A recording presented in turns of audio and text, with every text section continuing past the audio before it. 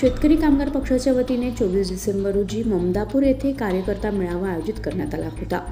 यावेळी शेतकरी कामगार पक्षाचे कार्यकर्ते ठाम असून आपल्या भागात शेकापचे खासदार आणि आमदार नाहीत, मात्र कार्यकर्ते ठाम असल्याने आगामी काळ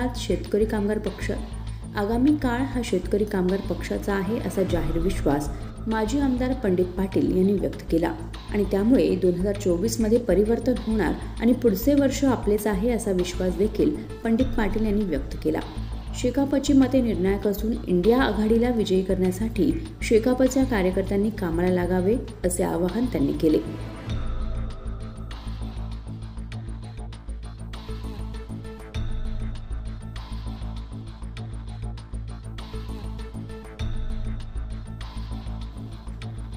कर्जत लाईव्हसाठी संतोष पेरणे, कर्जत।